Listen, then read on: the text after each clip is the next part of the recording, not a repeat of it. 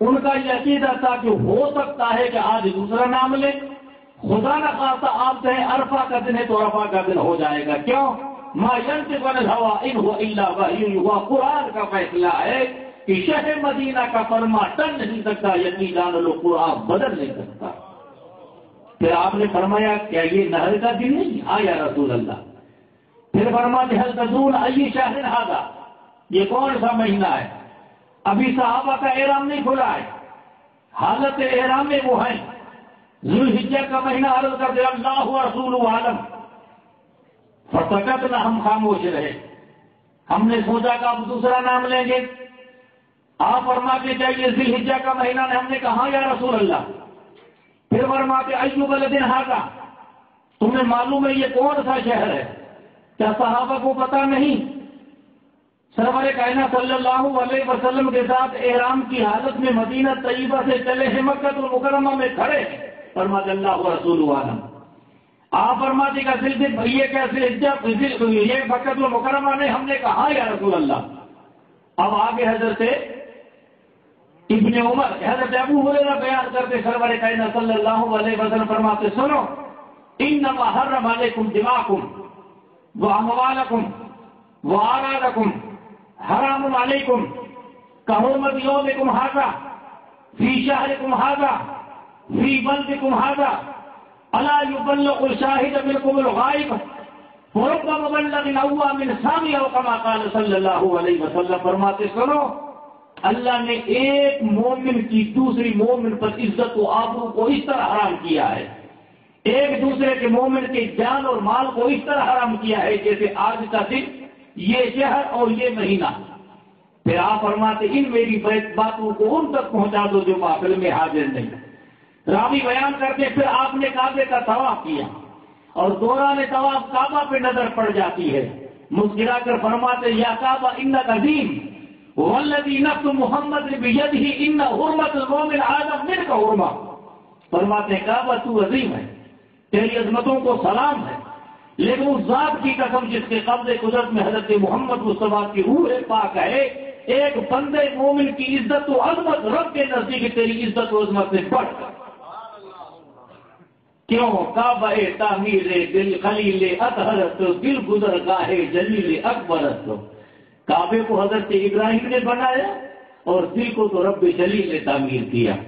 کیوں؟ پھر فرماتے دل بدستاور کی حج اکبرت ادھزارہ کعبہ یقدر بہترت. دل قبضے کر. من عرف نفسہ فقد عرف ربہ، اپنے آپ کو تو پہچان. رب فرماتا فی انفسکم افلا تبصرون، اپنے نفسوں میں تو غور و فکر کیوں نہیں کرتے ہو؟ اپنے پاپی من کو صاف تو کرو، انانیت کے بتوں کو پاش تو کرو. ان اللہ لا ينظر الى صورکم ولكن اللہ ينظر الى قلوب نیاتکم. اللہ تمہاری شکل نہیں دیکھتا ہے، مولا تمہاری صورت نہیں دیکھتا ہے، رب انسان کے دل کی نیت کو دیکھتا ہے. اللہ دیکھتا ہے انسان کی نیت کو. رب قدیر کے محبوب جب کعبے کو مکے کو فتح کرتے ہیں، فاتحہ نے شان سے محبوب خدا مکے میں داخل ہوتے ہیں. آپ حدیث طیبہ کا مطالعہ کرو.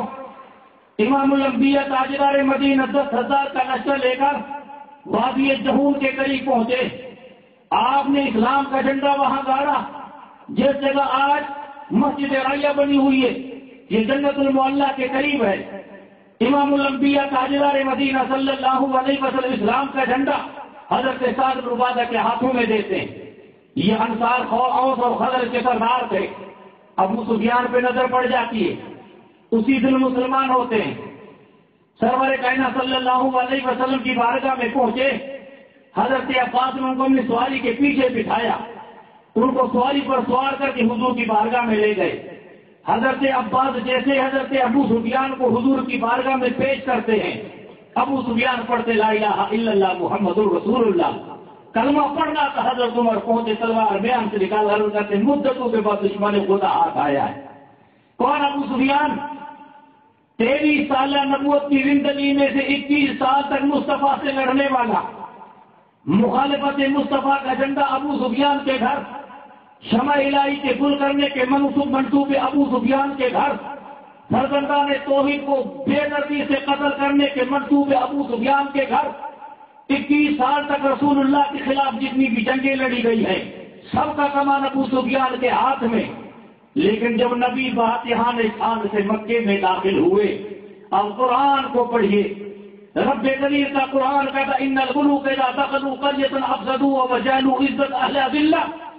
جب دنیا کے بادشاہ کسی ملک کو فتح کرتے ہیں، ملک فتح ہوتا ہے، آہیں ہوتی ہے پھر ملک فتح ہوتا ہے، خون معصوم بہایا جاتا ہے پھر ملک فتح ہوتا ہے، عظمتیں برباد ہوتی ہے پھر ملک فتح ہوتا ہے، لاکھوں کا انبار ہوتا ہے پھر ملک فتح ہوتا ہے، کئیوں کے سہاگ کو اجاڑا جاتا پھر ملک فتح ہوتا ہے.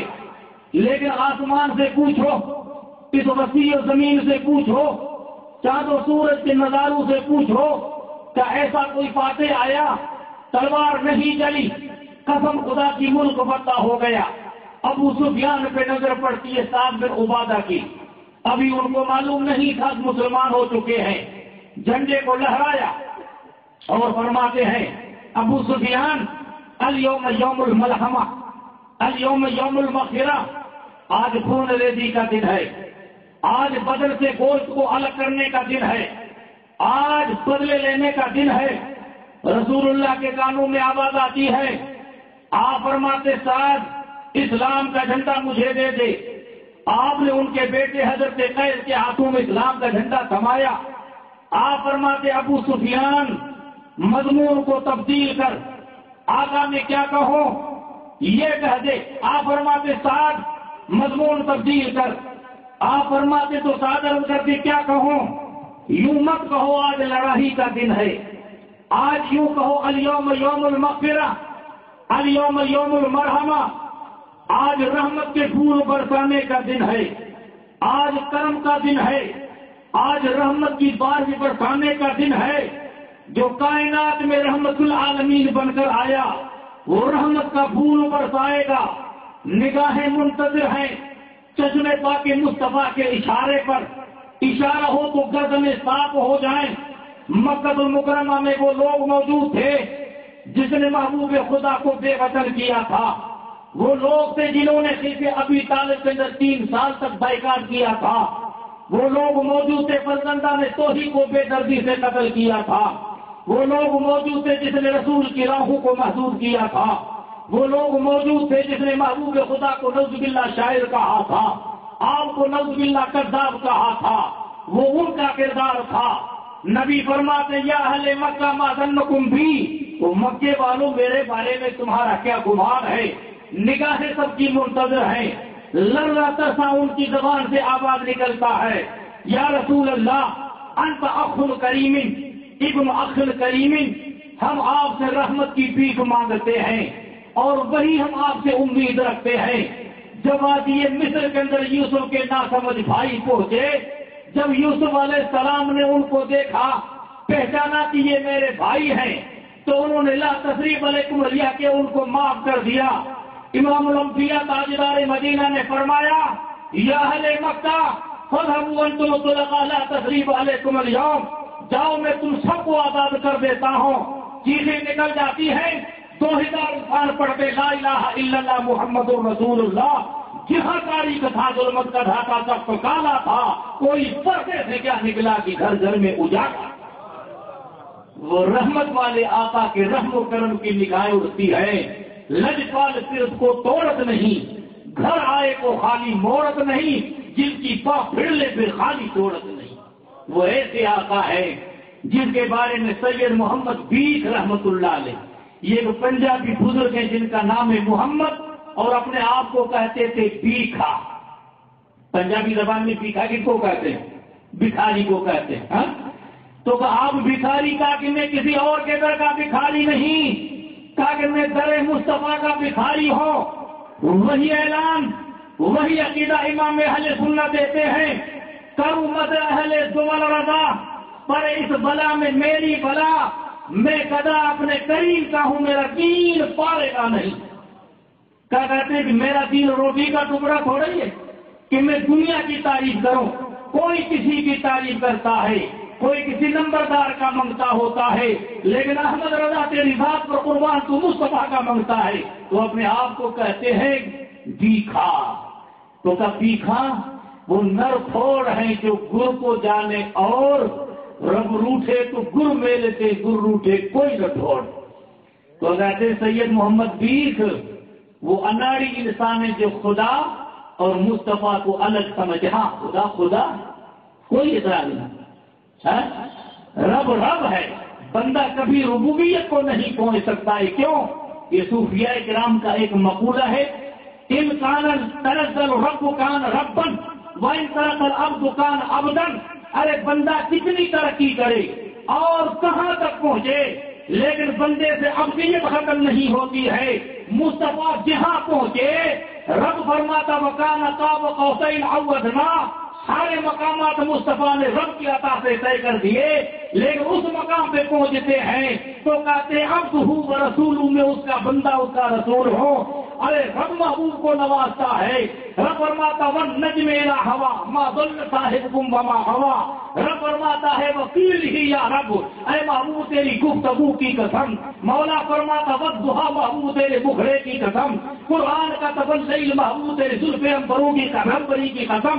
وہ مرتبہ رب نے تجھ کو دیا، نہ کسی کو ملے نہ کسی کو ملا، کہ کلام مجید نے کھائی شہا تیرے خالق حسن و عطا کی قسم۔ مصطفیٰ کی زبان کی مولا قسم کھا رہا ہے، لعمر کا محبوب کی زندگی کی مولا قسم کھا رہا ہے۔ حضرت عبداللہ بن عباس رئیس المفسرین ہیں، نبی کریم صلی اللہ علیہ وسلم کے چچا دار بھائی ہے، محبوب خدا کا لعاب اس کے ذہن مبارک میں ہے۔ فرماتے ما اقسم اللہ حیات احد غیر محمد صلی اللہ علیہ وسلم لانہ اکرم البریۃ عندہ، رب نے اپنے محبوب کی زندگی کے سوا کسی کی قسم نہ کھائی۔ کیوں؟ ساری کائنات میں رب کے نزدیک اگر کوئی معظم مکرم اگر محبوب چیز ہے تو محمد مصطفیٰ کی ذات ہے۔ غالب تھا تو ایک گناہ گار انسان، لیکن کیا کہتا غالب صنع خواجہ بجردہ گزاشت کرے ذات پاکر کندر جانے قدر دانے محمد تھا تو غریب ایک انسان، شرابی کبابی تھا، گناہ گار تھا۔ لوگوں نے کہا غالب رسول کی تعریف تو کر، تو کہنے لگا غالب صنع خواجہ بجردہ گزاشت ہے، اے غالب ہم نے مصطفیٰ کی تعریف تو خدا کو سپرد کی۔ کیوں؟ کہ جس رب نے مصطفیٰ کو پیدا کیا وہ رب اس کی تعریف جانے، انسان کیا جائے۔ رب فرماتا ہے والضحیٰ محبوب تیرے مکھڑے کی قسم، ہے کلام الہی میں شمس الضحیٰ تیرے چہرے نور ضحیٰ کی قسم، قسم شب تار میں راز ہے حبیب کی زلف دتا کی قسم۔ رسول کی زلفوں کی مولا قرآن میں قسم کھاتا ہے، اے چہرے پہ زلف آتے ہیں تو بندیل بن جاتا ہے، اور چہرے سے زلفیں ہٹتی ہیں تو والضحیٰ کا مکھڑا ہو جاتا ہے۔ قرآن میں مولا جس کی قسم کھا، مکہ فتح ہوا، رسول اللہ صلی اللہ علیہ وسلم حضرت بلال کو کعبے کی چھت پر چڑھایا۔ بلال حبشی رضی اللہ تعالیٰ عنہ، شکل تو کالی تھی نا، کالی شکل والے بلال کو کعبے کی چھت پر چڑھا، کعبے کی چھت پر چڑھ کے بلال اذان تھا۔ 9 مسلم تھے، 2000، ان میں سے کسی نے کہہ دیا، ابھی مسلمان ہوئے تھے نا، انہوں نے کہا آج بھی رسول اللہ کو یہی کالا کوا ملا اذان کے لیے اور کوئی نہیں ملا۔ سرور کائنات صلی اللہ علیہ وسلم نے ابھی کچھ نہیں کہا، اللہ کی طرف سے آیت نازل ہو جاتی ہے، ایھا الناس انا خلقناکم من ذکر و انثی وجعلناکم شعوبا وقبائل لتعارفوا ان اکرمکم عند اللہ اتقاکم۔ لوگوں ہم نے تمہیں ایک باکمال مرد اور ایک باکمال عورت حضرت حوا سے پیدا کیا، پھر چھوٹے اور بڑے قبیلوں کو ہم نے تمہیں تقسیم کیا تاکہ ایک دوسرے کو پہچانو۔ رب کے نزدیک اگر کوئی مقدم ہے تو متقی اور پرہیزگار ہے نا، خدا کا فیصلہ۔ رب قدیر شکل کو نہیں دیکھتا ہے، صورت کو نہیں دیکھتا ہے، مولا انسان کے بیچ کی نیت کو دیکھتا ہے۔ اور علامہ جامی فرماتے ہیں بندے عشق شدید ترک نسب پر جامی کہ دری راہ فلا بن فلا چیز نصف۔ اے جامی اگر خدا کا غلام بننا ہے، اگر نبی کا وفادار بننا ہے تو اس راہ کے اندر تو نسب کو ترک کر۔ خیر اللہ کے محبوب کا جو نسب ہے وہ تو ایک نسب ہی الگ ہے۔ کیوں؟ سرور کائنات صلی اللہ علیہ وسلم فرماتے ہیں اللہ تبارک و تعالیٰ نے ہر انسان کی نسب اس کی نسل کے اندر رکھی، اس کے پشت کے اندر رکھی. وَإِنَّ اللَّهَ جَعَلَ نَسْلِي فِي سُورَةِ فاطمہ، اور رب کریم نے میرا نسب و میرا نسل تو فاطمہ الزہرا کی پشت میں رکھا. اور فرماتے کل حسب ونسب منقطع الا حسبی ونسبی یوم القیامہ، سارے حسب و نسب منقطع ہو جائیں گے لیکن قیامت میں مصطفیٰ کا نسب سلامت. وہ تو ایک نسب ہی الگ ہے. کیوں؟ وہ سرور کائنات صلی اللہ علیہ وسلم کی نریمی اولاد زندہ نہ رہی. حضرت طیب و طاہر بھی فوت ہو گئے، حضرت قاسم بھی بچپنے میں فوت ہو گئے، آخری بیٹا ماریہ قبطیہ کے بطن سے حضرت ابراہیم بھی فوت ہو گئے. سن 10 کے اندر جب آپ کا یہ بیٹا فوت ہوا، 18 سال کی 18 مہینے کی مدت تھی، تو سرور کائنات صلی اللہ علیہ وسلم فرماتے ہیں، امام بخاری روایت بیان کرتے حضرت ابو ہریرہ سے، آپ فرماتے ہیں لو آش لکان نبی ولکن لا نبی بعدی، فرماتے میرا بیٹا اگر زندہ ہوتا تو نبی ہوتا لیکن نبوت کا سلسلہ ذات مصطفیٰ میں بند ہو چکا. ہمارا عقیدہ ہے نا بھائی، ختم نبوت پر ہمارا ایمان ہے کہ نہیں؟ رب قرآن میں فرماتا ما کان محمد ابا احد من رجالکم ولکن رسول اللہ وخاتم النبیین.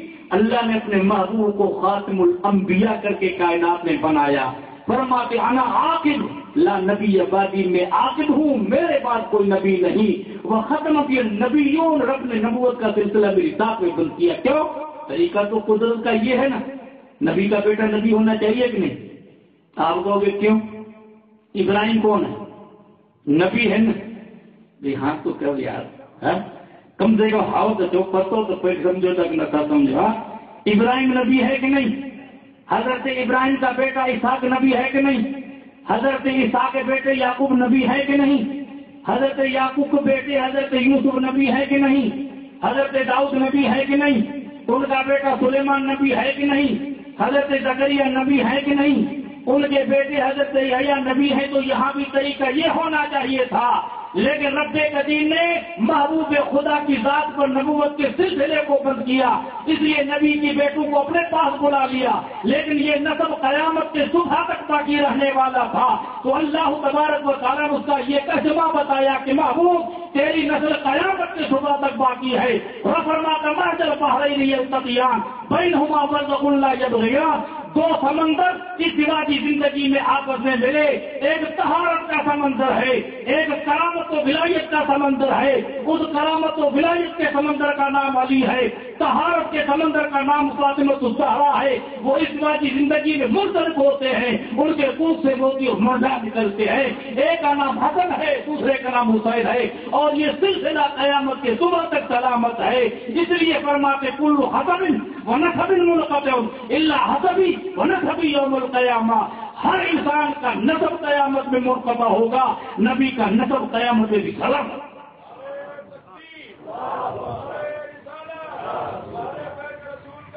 صلی اللہ علیہ وسلم، رسول اللہ صلی اللہ علیہ وسلم ارشاد فرماتے ہیں، تو رب قرآن میں فرماتا ہے کہ اللہ تبارک و تعالیٰ نے ایک مرد حضرت آدم سے اور ایک عورت حضرت حوا سے تمہیں پیدا کیا نا. قرآن رب فرماتا یا ایھا الناس اتقوا ربکم الذی خلقکم من نفس واحدہ وخلق منها زوجها وبث منهما رجالا كثيرا ونساء واتقوا الله الذي تساءلون به والارحام ان الله كان عليكم رقيبا. ہے نا سورۃ النساء کی آیت، افراد بھی موجود ہوں گے.